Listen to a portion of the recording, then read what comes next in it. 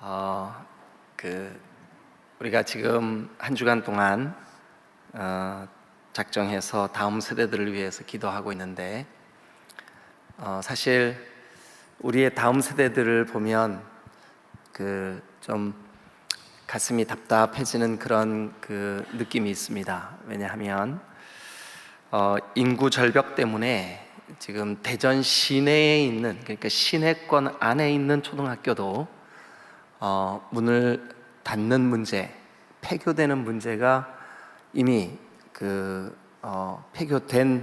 되려고 하는 학교도 있고, 폐교를 논의 중인 그런 학교. 그러니까 통폐합을 해야 된다, 이렇게. 왜냐하면 한 반에 입학생이 한 서너 명밖에 안 되니까 그런 문제들이 벌써 논의가 시작이 됐습니다. 그래서 가뜩이나 다음 세대들의 인구가 줄어들고 있는데, 어쨌든 교육 정책 때문에 학교 선생님들 중에 신실한 믿음을 가진 귀한 선생님들, 우리 교회도 선생님들이 많이 계시고 하지만 학교 강단에서는 예수님의 얘기를 할 수가 없습니다.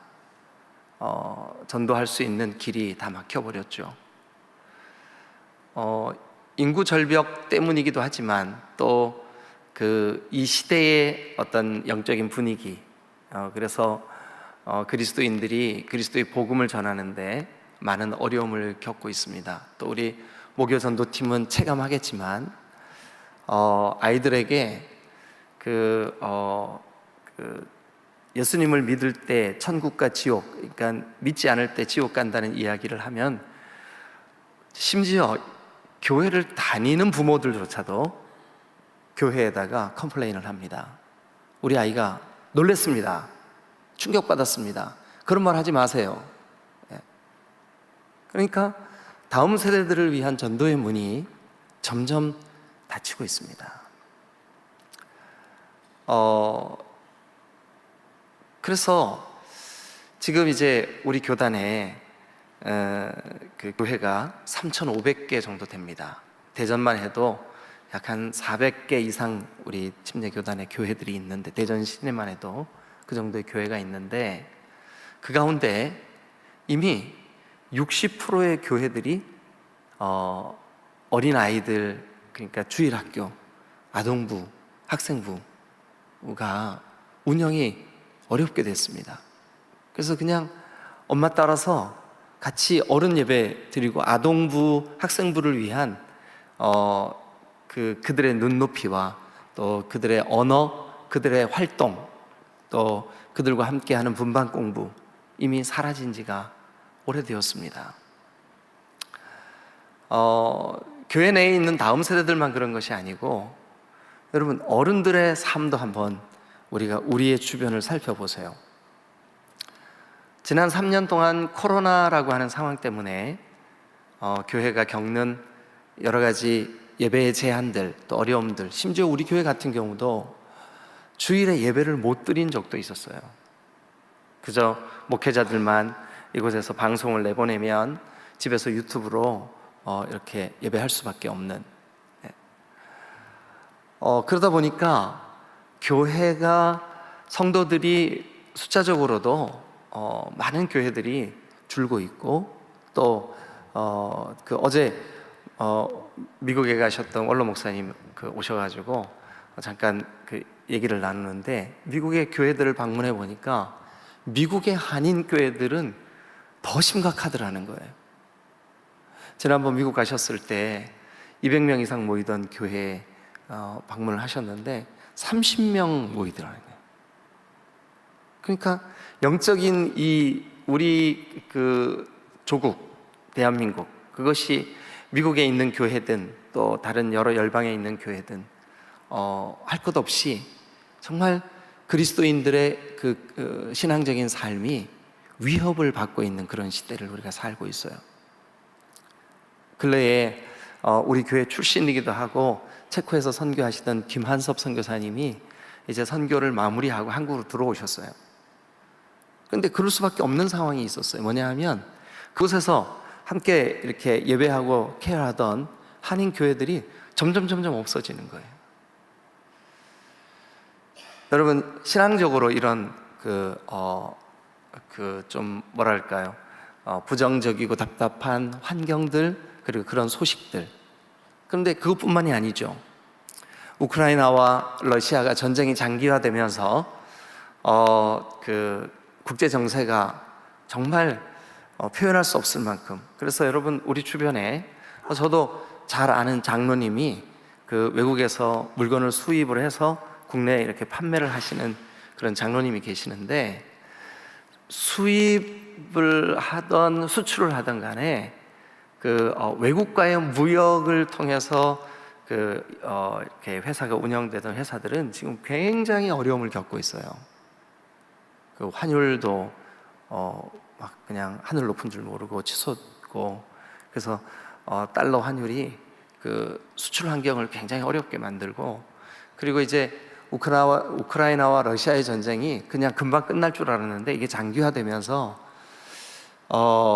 그 세계 경제가 참으로 그 많은 어려움을 겪고 있습니다. 우리나라도 그 반도체에 의존했던 수출 그 경쟁력이 지금 이제 반도체가 뭐 대만이나 중국이나 이런 데가 막 치고 올라오니까 그 급기야 이렇게 반도체 산업을 이끌었던 SK 하이닉스나 삼성 반도체나 이런 데가 굉장히 어려움을 겪고 있습니다. 그런데 엎친 데 덮친 격이라고 일본에서는 방사능 오염수를 방류한다고 저렇게 하고 있죠. 또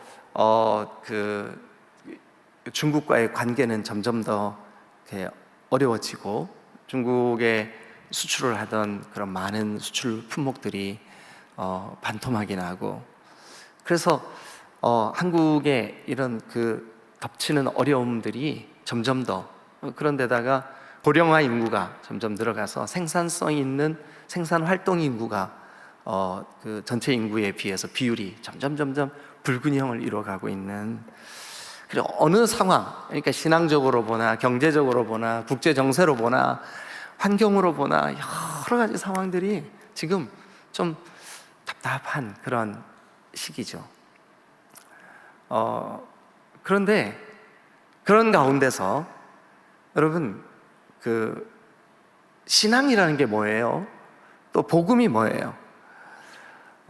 죄로 완전히 타락하고 오염되어 있는 사탄의 권세에서 우리를 구출해내는 게 복음이잖아요.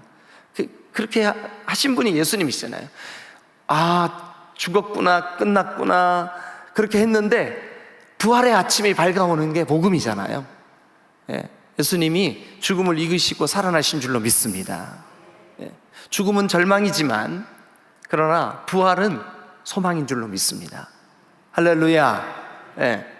그러니까 우리가 이 아침에 모여서 한 주간 동안 기도하는 것은 뭐냐 하면, 절망적인 상황을 희망으로 바꾸는 우리의 기도 때문에 우리의 다음 세대들이 지금 유아 유치, 아동, 학생, 대학 청년, 저는 정말 모든 것이 다 어렵구나, 막혔구나, 안 되는구나, 이런 상황 가운데서도 하나님이 하시면 소망의 노래를 부를 수 있다고 확신합니다. 그냥 이게 뭐 근거도 없고 대책도 없이 무슨 소망을 얘기해 라고 생각할지도 모르지만, 그러나 여러분, 복음의 특징이 그렇습니다. 모두 다 안 된다 할 때 복음의 싹은 튀어져 나오는 줄로 믿습니다. 모두 다가 어렵구나 할 때, 지금도 우리 한국교회 안에 유아 유치 아동학생이 부흥을 경험하고, 그래서 정말 숫자적으로 뿐만 아니라 영적으로 회복의 역사가 일어나는 교회들이 있어요. 근데 그 중에 우리 교회가 다음 세대들을 위하여 우리가 특별 새벽 기도를 하면서 하나님이 주시는 이 비전과 소망을 볼 수 있기를 주님의 이름으로 축원합니다. 오늘 이 32장이야말로 절대 절망이에요. 절대 절망. 소망을 찾아볼 수가 없는 상황이에요. 그런데 하나님이 너 희망을 노래해. 내가 너에게 희망을 줄 거야. 이게 바로 32장이에요. 우리가 지난 한 주간 특별 새벽기도를 통해서 다음 세대들을 위해 기도하고, 특별히 그 다음 세대들을 위한 기도 제목을 여러분들과 함께 나누면서 하루하루, 오늘까지, 오늘은 우리가 청년부들을 위해서 기도할 텐데, 여러분, 첫날은 우리가 유아 유치를 위해서 기도했어요. 뜨겁게 부르짖어 기도하는 가운데 하나님이, 여러분 시간 여러분 경험하셨겠지만 말씀으로 우리에게 격려하시고 소망을 주시고, 저는 여러분 기억하실 거예요. 예레미야 새벽마다 나오신 분들은 계속되는 메시지의 방향이 어려움과 또 멸망에 대한 예언과 바벨론의 침투와 그리고 그 왕들의 타락과 우상 숭배와 하여튼 말로 표현할 수 없을 만큼 그런 어려움들, 부정적인 이야기들로 가득했었어요. 그런데 신기하게 이 다음 세대들을 위한 특별 새벽 기도가 시작되고 그 다음 날부터 하나님이 계속해서 우리에게 주시는 메시지는 뭐냐 하면 소망에 대한 메시지였어요. 하나님이 하실 은혜에 대한 메시지를 우리에게 주고 있다는 것을 여러분 아마 보셨을 거예요. 그래서 저와 여러분들이 오늘 아침에도 이 32장을 통해 하나님이 또 우리에게 주시는 은혜의 메시지가 있는 줄로 믿습니다.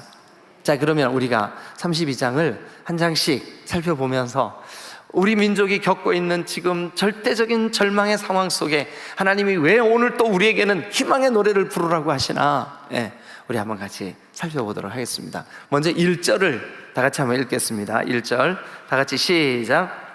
유다의 시드기야 왕 열째 곧 느부갓네살 18째 해에 여호와의 말씀이 예레미야에게 임하니라. 시드기야 왕 열째 해, 그러니까 시드기야 왕 10년입니다. 동그라미 한번 쳐보세요. 그리고 이 시드기야 왕 열째 해의 상황이 어떤가를 우리가 잠깐 한번 우리 방송실에서 띄울 테니까 여러분들은 좀 앞에 보시고 좀 찾을 수 있는 분들은 찾으면 좋겠어요. 열왕기하 25장 1절과 2절 한번 앞에 띄우시면 우리가 같이 읽겠습니다. 열왕기하 25장 1절 2절 여러분들도 한번 찾아보세요. 자, 다 같이 읽겠습니다. 시작. 시드기야 제9년 열째 달 10일에. 잠깐만요. 아까 예레미야 32장, 오늘 우리의 본문 잠깐 갔다 오세요. 가서 한번 보시자고요. 예레미야 32장 1절 시작. 유다의 시드기야 왕 열째 해. 유다의 시드기야 왕 열째 해. 지금 다시 열왕기하 25장으로 가보세요. 뭐라고 돼 있어요? 시드기야 몇 년? 9년. 그러니까 이 열왕기하 25장은 시드기야 왕 9년, 예레미야 그 32장은 시드기야 왕 10년. 그죠? 그럼 9년에 있었던 일을 먼저 한번 보시죠. 9년에 있었던 일. 열왕기하 25장 9년에 무슨 일이 있었을까요? 9년 10월 10날 어떤 일이 있었냐 하면 바벨론 왕 느부갓네살이 모든 군대를 거느리고 예루살렘을 치러 올라왔어요. 언제요? 9년 10월 10일에. 그러면 이제 한번 상상을 해보세요. 9년 10월 10일에 그 바벨론 왕 느부갓네살이 모든 군대를 거느리고 예루살렘을 쳐들어왔는데 예루살렘을 꽁꽁 에워쌌어요. 그런데 이제 예레미야 32장을 한번 다시 가서 보시죠. 자, 1절 유다의 시드기야 왕 열째 해니까 열째 해. 그러니까 9년에 이미 바벨론이 느부갓네살 왕이 쳐들어와서 예레미야를 꽁꽁 에워싸고 있어요. 그러니까 열째 해니까 지금 상황은 어때요? 바벨론의 군사들이 지금 예루살렘에 쳐들어와가지고 예루살렘을 포위하고 그 예루살렘을 정복하려고 토성, 흙으로 예루살렘 성이 돌로 돼 있거든요. 근데 그 밖에 토성을 쌓았어요. 그래서 높게 토성을 쌓아야 그 돌로 돼 있는 성 안에 불화살도 쏘고 완전히 그 성을 초토화시킬 수 있으니까 성 문을 굳게 닫았겠죠. 왜냐하면 적들이 포위하고 있으니까. 그죠? 예. 그래서 누구 하나 성 밖으로 출입하는 사람 없을 만큼, 근데 그 기간이 그 시드기야 왕 9년에 적들이 쳐들어와서 10년에 지금 오늘 이 사건이 벌어지는 거예요. 10년에. 자, 근데 2절. 그러니까 지금 그들에게는 여러분 요 한 사건, 그러니까 느부갓네살 왕이 쳐들어와 가지고 꽁꽁 에워싼 이 사건만으로도 너무나 절망스러운. 근데 2절 같이 한번 읽어보죠. 시작. 그때 바벨론 군대는 예루살렘을 에워싸고. 자, 거기 밑줄 읽어보세요. 그때 바벨론 군대는 예루살렘을 에워쌌고, 아까 우리가 열왕기하 25장을 가서 보았던 상황, 그 상황이 지금 1년 동안 지속되고 있는 거죠. 그죠? 포위하고. 그러니까 여러분 한번 생각해 보세요.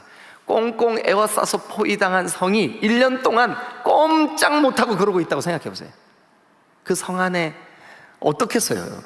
분위기는 어떨 것이며 그 성 안의 삶의 상황은 어떻겠습니까? 참 소망이 보이지 않는, 그죠? 그런 상황이죠. 자, 그런데 2절을 계속해서 보시죠. 예루살렘 에워싸고 다음에 선지자 시작. 선지자 예레미야는 유다의 왕의 궁중에 있는 시위대 뜰에 갇혔으니. 예레미야는 어떻게 돼 있어요 지금? 시위대 뜰이 뭐냐면 감옥이에요. 감옥. 왕의 감옥. 감옥에 갇혀 있어요. 자, 그러면 1절과 2절을 한번 종합해 보시자고요. 저 바벨론에 어마어마한 느부갓네살의 군대가 쳐들어와 가지고 예루살렘을 꽁꽁 포위한 지 1년이 지났어요. 그러니까 성 안에는 먹을 것이 거의 떨어져 가고, 성 안의 백성들은 굶주림뿐만 아니라 불안함 때문에 지금 얼마나 혼란스럽고 그렇다고요. 그러니까 희망을 찾아볼 수 없는 절대 절망의 그 묘사가 1절, 2절이에요. 그런데 거기에다가 하나님의 말씀을 증거하는 주의 종 선지자 예레미야는 어떻게 되냐면 투옥된 상황이에요. 그런데 이제 3절을 봅니다. 이는 이렇게 시작해. 이는 동그라미 한번 쳐보세요. 그러니까 이는은 바로 앞절에 있는 예레미야가 투옥된 이유는 이라는 뜻이에요. 자, 그러면 예레미야가 2절에서 투옥됐대. 시위대 뜰에 갇혔대요. 근데 그 갇혀있는 이유가 뭐냐 하면 3절부터 5절이 절 구분 없이 길게 나열되어 있어요. 한번 같이 읽어보죠. 시작. 이는 그가 예언하기를 여호와의 말씀에 보라 내가 이 성을 바벨론 왕의 손에 넘기리니. 네, 그러니까 예레미야의 설교 내용이 뭐였어요? 보라 우리 예루살렘 망해. 네, 가뜩이나 지금 막 바벨론이 쳐들어와가지고 성을 꽁꽁 에워싸고 있는데 백성들에게 이 선지자가 주의 종이 오늘날로 말하면은 이게 설교자가 설교를 하는데 그 내용이 뭐냐? 우리 저 사람들한테 망해. 그러니까 여러분 환영받겠어요? 못 받겠어요? 못 받겠죠, 그죠? 그래서 이 사람을 체포한 거예요. 옥에 가둬버린 거예요. 자, 그가 전했던, 그가 예언했던, 그가 하나님의 말씀으로 설교했던 내용을 조금만 더 보죠. 이 성을 바벨론의 왕의 손에 넘기리니. 그 다음부터 한번 보세요. 시작. 그가 차지할 것이며 유다 왕 시드기야는 갈대아인의 손에서 벗어나지 못하고. 네, 그러니까 이거예요. 이 성은 망해. 그리고 우리의 왕인 시드기야는 저 갈대아인의 손, 저 바벨론 왕의 손, 저 바벨론의 왕의 느부갓네살 왕의 손에 넘겨지게 될 거야. 그러니 왕이, 그러니까 결국 이거잖아요. 뭐야, 내가 포로가 된다고? 저놈이 이렇게 해서 가둬버린 거예요. 그래서 여러분 상황을 정리하면 1절부터 3절의 상황이, 예레미야에게 하나님이 주시는 말씀은 예레미야야 너 예루살렘 망한다고 설교해라. 그리고 왕은 느부갓네살에 의해서 포로가 되어 바벨론까지 끌려간다고 설교해. 그럼 주님이 주시는 말씀이니까 이 예레미야는 설교한 거예요. 근데 설교를 했는데 그 설교를 듣는 사람은 가슴이 너무 아픈 거죠. 왜냐하면 이미 적들이 와갖고 이 예루살렘을 꽁꽁 포위하고 지금 막 완전히 꼼짝 못하고 있는데, 그래서 시드기야 왕이 예레미야를 체포한 거예요. 그리고 그를 시위대 뜰에 있는 감옥에 가두어 버린 거예요. 감옥 안에 있는 예레미야에게 누가 하나 찾아옵니다. 누가 찾아오냐 하면 그게 6절입니다. 6절. 자, 방문한 손님이 누군가 한번 볼까요? 자, 같이 읽겠습니다. 시작. 예레미야가 이르되 여호와의 말씀이 내게 임하였느니라. 이르시기를 보라 내 숙부 살룸의 아들 하나멜이 내게 와서 말하기를. 자, 그러면 숙부의 아들이니까 무슨 관계일까요? 숙부의 아들, 사촌이죠. 사촌. 그죠? 사촌. 예. 오늘날 우리가 자녀들이 하나 둘밖에 없는 이 시대에 사촌은요 친형제나 다름이 없어요. 가장 가까운 이 친척이죠. 그죠? 예. 그런데 이 예레미야의 사촌 형제인 하나멜이 자녀가 없었어요. 그래가지고 그 집안에 하나님께서 제비 뽑아 기업으로 주신 땅, 이 땅에 대해서 하나멜이 와서 이렇게 얘기를 합니다. 자, 보라 너의 숙부 살룸의 아들 하나멜이 너에게 와서 말하기를 너는 아나돗에 있는 내 밭을 사라. 내 밭을 사라. 아니, 나라가 지금 망하면 밭이 필요가 있어요, 없어요? 여러분, 나라가 망해. 그래가지고 다 빼앗겨, 다 불타. 이제 이 예루살렘과 유다 나라가 이제 잠시 후면, 아니 지금 포위돼 있으니까 잠시 후면 나라가 없어져요. 완전히 망해요. 주권이 완전히 사라진다고요. 그러니까 지금 내 거가 다 빼앗겨 버리는 거야. 지금 바벨론의 땅이 돼버린다고요. 근데 땅을 사는 바보가 있어요, 없어요? 없어요. 근데 하나님이 예레미야 보고 뭐라 그러냐면, 예레미야야, 너 사촌 하나멜이 와서 땅 사라 그럴 거야. 근데 너의 친족이며 너의 일가며 너와 함께 기업 부를 자야. 그러니까 그게 곧 네 땅이야. 그러니까 너 사. 그래서 하나님께서 그렇게 말씀을 하시니까, 자, 어디를 보시냐 하면 8절 한번 보세요. 여호와의 말씀과 같이 나의 숙부의 아들 하나멜이 시위대 뜰 안에 나에게 와서 이르되 청하노니 너는 베냐민 땅 아나돗에 있는 나의 밭을 사라. 그래서 9절 다 같이 읽겠습니다. 9절 시작. 내 숙부의 아들 하나멜이 아나돗에 있는 밭을 사는데 은 70세겔을 달아주되. 그러면 여러분들이 이제 대답하세요. 네 사촌이 감옥에 찾아올 거야. 그리고 그가 이렇게 말할 거야. 내 밭 사. 그러면 너 사. 누가 지금 말하고 있는 거예요? 누가 지금 이렇게 알려주고 있는 걸까요? 한번 성경을 보죠. 먼저 6절입니다. 예레미야가 이르되 여호와의 말씀이 내게 임하였느니라. 그러니까 누가 예레미야에게 이미 말씀해 주셨어요? 하나님이. 뭐라고? 하나멜이 올 건데 그 밭 사. 그러면 지금 그 9절에 있는 내 숙부의 아들 하나멜이 아나돗에 있는 밭을 사는데, 내 숙부의 아들 하나멜의 아나돗에 있는 밭을 사는데 은 70세겔을 달아주되. 그러면 이 은 70세겔을 달아주고 밭을 사는 것은 예레미야의 뜻이에요? 하나님의 뜻이에요? 하나님이 하라 그래서 하는 거예요. 지금 예레미야는 단지 뭐만 하고 있는 거냐면 순종만 하고 있는 거예요. 그런데 예레미야가 이 밭을 은 70세겔을 달아주면서 이 밭을 살 때 이 행동을 누가 보고 있었냐 하면 시위대 뜰을 지키는 사람들, 그리고 예레미야의 행동을 예의주시하고 있는 사람들, 특별히 왕과 왕 주변에 있는 사람들이 그 행동을 다 보고 있어요. 그럼 그 행동을 보고 있는 사람들이 느낄 때, 뭐야, 지금 저 사람이 예언은 우리 이 예루살렘이 망해, 그리고 시드기야 왕은 포로로 끌려가. 근데 지는 밭을 사? 밭을 산다는 것은 뭐냐 하면 이게 끝이 아니라는 거잖아요. 이 전쟁으로 우리가 완전히 망하고 끝나는 게 아니라는 뜻이잖아요. 왜냐하면 밭을 사니까. 예? 전쟁이 이루어지고 우리가 다 멸망해, 다 빼앗겨. 그럼 다 빼앗길 건데 지금 뭐하러 사냐고요. 근데 밭을 사는 것은 뭐예요? 아니, 절망 중이지만 희망이 남아있어.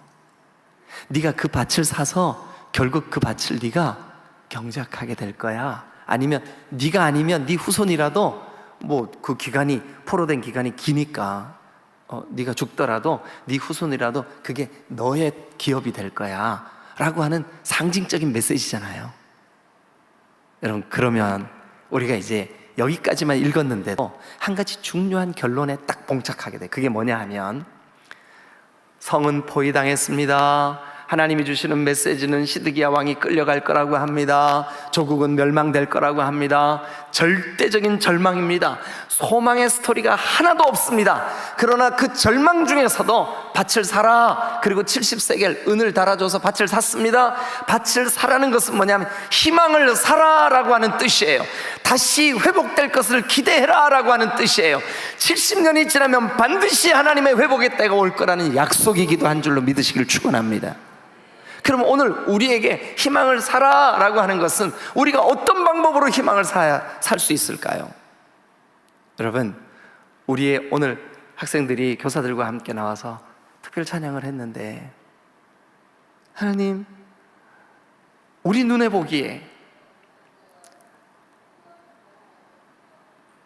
정말로 하나님께서 우리에게 있는 모든 그 소망의 끈, 희망의 그런 어떤 징후들이 다 사라지는 것 같습니다 하고 하나님 앞에 우리가 고백할 수밖에 없어요. 그런데 기도할 때마다 하나님이 주시는 마음은 뭐냐 하면, 아니, 희망이 있어.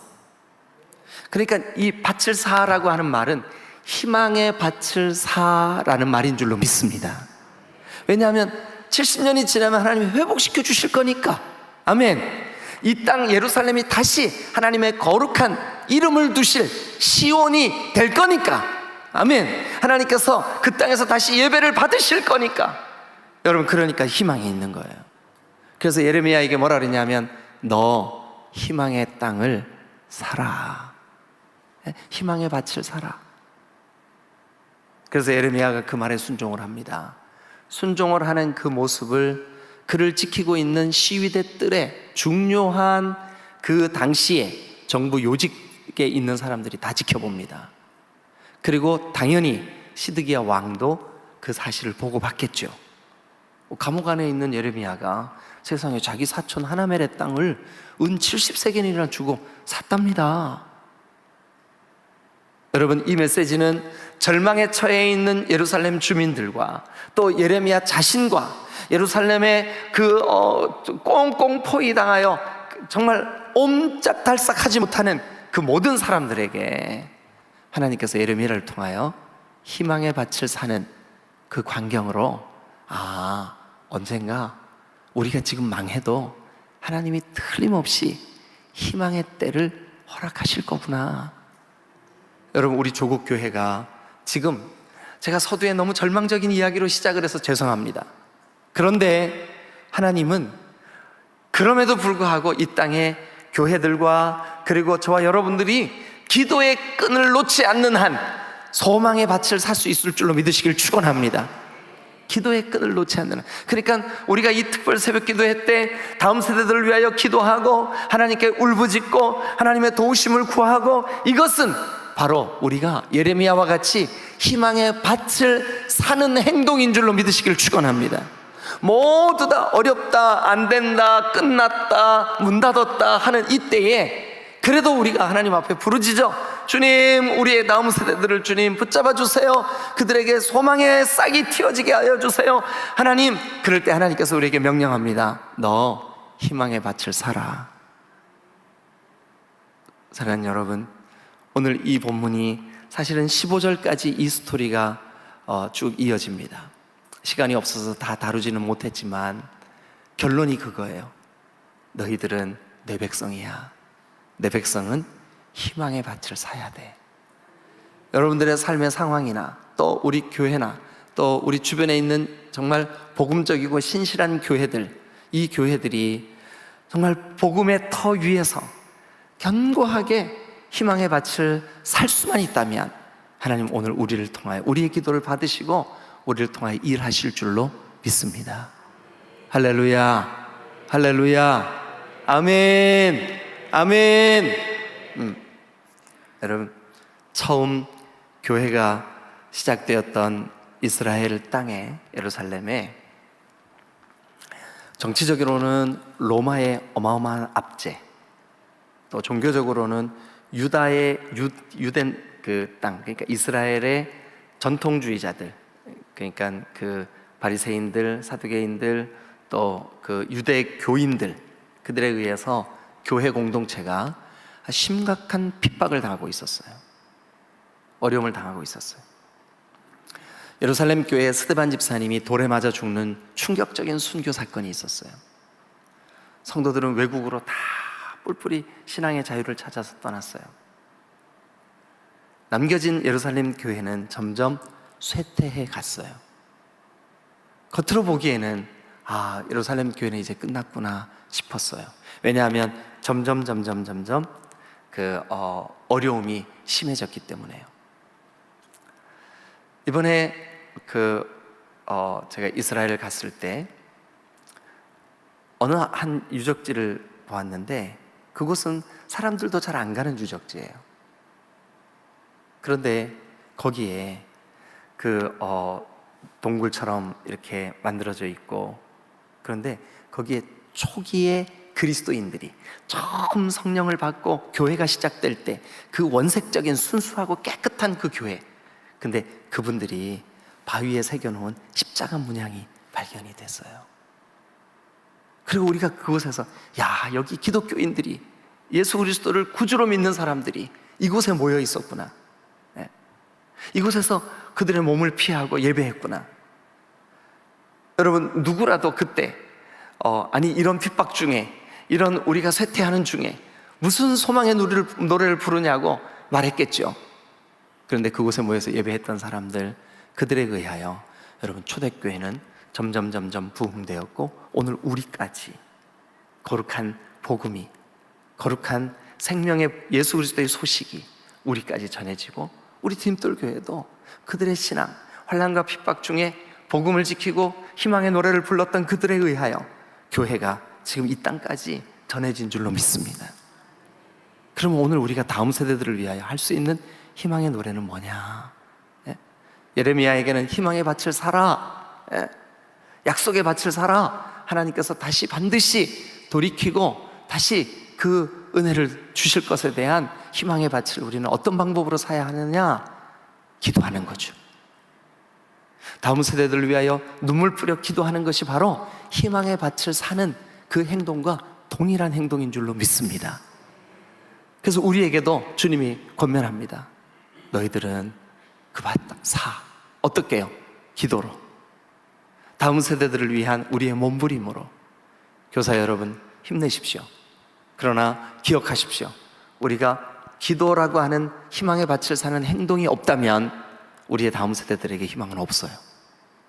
그렇지만 어려움 중에서도 숫자적으로 이렇게 잘 부흥이 되지 않는 그런 상황 속에서도 이 다음 세대들의 가치관 자체가 하나님과 교회와 성경으로부터 멀어지는 가치관을 가지고 있다 할지라도 교사 여러분, 희망의 밭을 기도라고 하는 방법으로 사십시오. 그리고 그 희망의 밭을 오늘 일구십시오. 하나님께서 반드시 저와 여러분들에게 다시금 회복해 하시는 은혜를, 다시금 부흥의 역사를 허락해 주실 줄로 믿습니다. 할렐루야, 할렐루야. 기도하겠습니다.